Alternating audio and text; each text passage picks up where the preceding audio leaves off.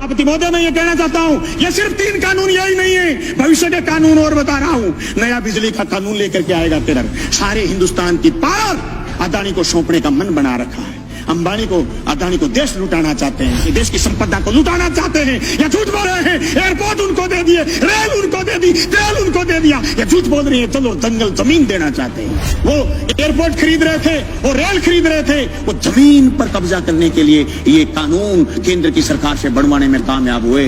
झूठ बोल रहे हैं आप कि किसान आगे बढ़ रहा, किसान की आत्महत्या का आंकड़ा बताना बंद किया, केंद्र की सरकार ने बंद किया। इसलिए तीनों अध्यादेश साथ लेके आए। ये क्यों नहीं बता रहे कि एमएसपी पर खरीदेगा, बाहर भी कोई खरीदेगा तो?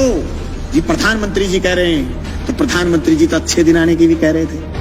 प्रधानमंत्री जी तो काला दिन वापिस आने की भी कह रहे थे। प्रधानमंत्री जी तो 15-15 लाख खाते में आने की भी कह रहे थे। प्रधानमंत्री जी तो 2 करोड़ रोजगार की भी कह रहे थे। देश में सिर्फ दाढ़ी बढ़ाने से कोई रविंद्रनाथ टैगोर नहीं हो जाता, सिर्फ इनकलाब बोल देने से भगत सिंह नहीं हो जाता। आप कह रहे हैं आंदोलन नहीं है, गलत कह रहे हो आप। दावे के साथ कहता हूँ, केंद्र की उस मंशा को हम कामयाब नहीं होने देंगे। हम जेलों की तकियों की रोटी खा खा करके विधानसभा पहुंचे। मजाक नहीं है जो आपके कानून लागू कर दोगे। आप कह रहे हो आंदोलन नहीं है। आंदोलन की बात कर रहे हो।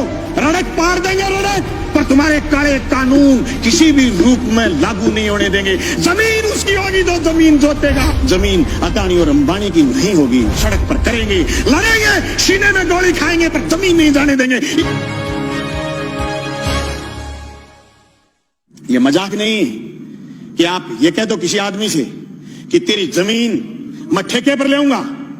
जमीन ठेके पर ले ली और फिर उसको ये कह दो जैसे पेप्सिको ने पंजाब में कहा था कि आलू बोलिए 1 साल खूब खरीदे, दूसरी बार फिर किसानों ने आलू बोए, कॉन्ट्रैक्ट कर लिया, आलू ज्यादा पैदा हो गए। पेप्सिको खरीदना नहीं चाहती थी, एक कड़ा ले आए, कड़ा, और इस कड़े के अंदर से जो आलू गुजरेगा हम तो सिर्फ वही खरीदेंगे। आलू सड़क पर गया, टमाटर सड़क पर गया है। आवश्यक सेवा वस्तु अधिनियम खत्म करने का परिणाम ये आएगा कि 200 रुपए किलो आलू चला जाएगा, प्याज चला जाएगा, टमाटर चला जाएगा, महंगाई आसमान छू जाएगी, इनके हाथ कट जाएंगे। जो कानून आपने मंडी तोड़ने का लेकर के आए हो, मंडी टूट जाएगी, खरीदार नहीं बचेगा, दर दर की ठोकर खाएंगे। किसान के पास जब खरीदार नहीं होगा, जिन्स कोई खरीदेगा नहीं, वो खेती से मोह भंग हो जाएगा। जमीन छुटाना चाहते हैं, लक्ष्य जमीन छीनना है।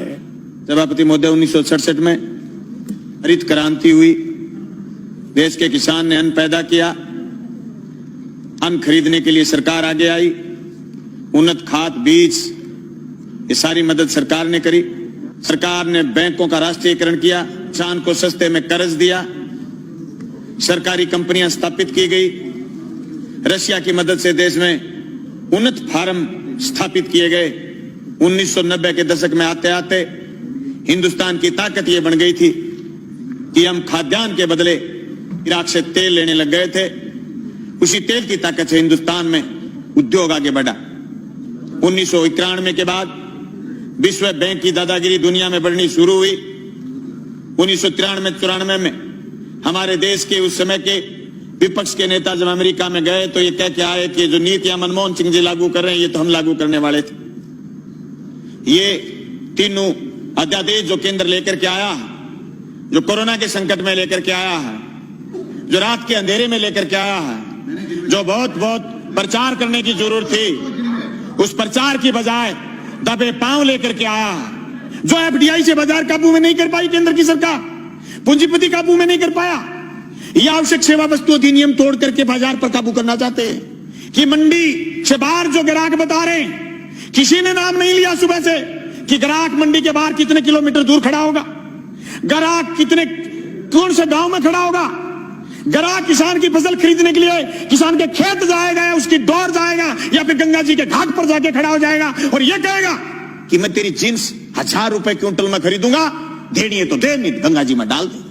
ये आश्वासन आज तक, जून से लेकर के आज तक किसी ने दिया नहीं। सभापति महोदय, कोरोना के संकट में अगर देश में कोई चीज जिंदा थी वो थी कृषि, और कृषि संकट को आज वापिस तेजी से गहराने का प्रयास किया जा रहा। ये मेरे बड़े बोले भाई कह रहे थे कि कृषि को उभारने का काम किया जा रहा, नहीं, झूठ बोल रहे हो।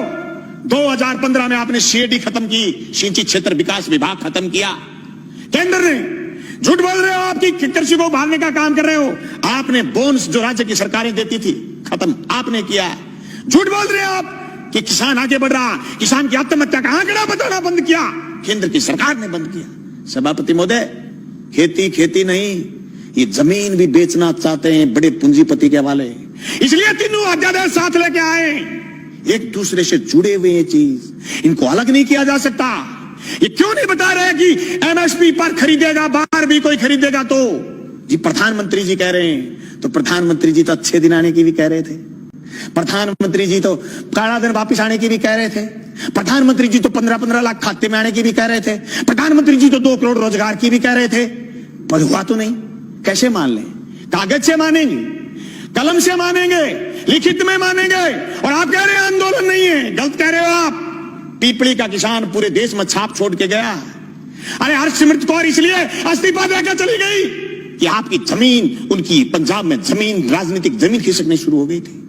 अरे राजस्थान में 800 850 मंडियां लगी थी पिछली रबी की फसल तुलाई में, और 30,000 टोकन कटे हुए रह गए, केंद्र की सरकार ने बंद कर दिया था।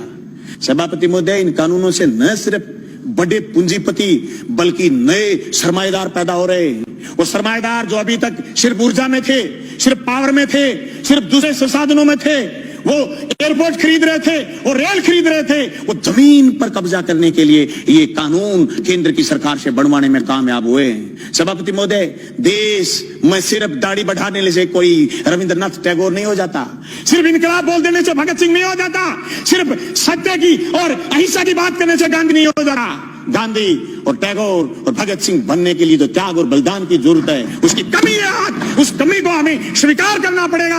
देश के किसान को आगे ले जाने के लिए जो सिर्फ कानून, 3 संशोधन कानून लेके आए, न सिर्फ हम ये कहना चाहते हैं कि कानून ठीक लेके आए हो, लेकिन इस कानून में भी एक चीज हम और चाहते हैं। आप भी ये लाइन लिखते कि एमएसपी से नीचा मंडी में भी खरीद नहीं करी जाएगी। मैं समझता हूं मेरा ये प्रस्ताव आप स्वीकार करें। मैं दावे के साथ कहता हूं, केंद्र की उस मंशा को हम कामयाब नहीं होने देंगे। हम जेलों की चक्कियों की रोटी खा खा करके विधानसभा पहुंचे। मजाक नहीं है जो आपके कानून लागू कर दोगे। आप कह रहे हो आंदोलन नहीं है, आंदोलन की बात कर रहे हो, रड़क पार देंगे रड़क, पर तुम्हारे काले कानून किसी भी रूप में लागू नहीं होने देंगे। जमीन उसकी होगी जो जमीन जोतेगा, जमीन उसी की रहेगी जो जमीन जोतेगा। जमीन अदानी और अंबानी की नहीं होगी। मंडी उसी की होगी जो मंडी में काम कर रहा है। मंडी से बाहर दूसरी मंडी का जो सपना आप दिखा रहे हो, ये सबजबाग हम आपका कामयाब नहीं होने देंगे। सभापति महोदय, मैं उस नहरी क्षेत्र का किसान हूं जहां आज से 20 साल पहले सीएडी ने खाड़े बनाए थे।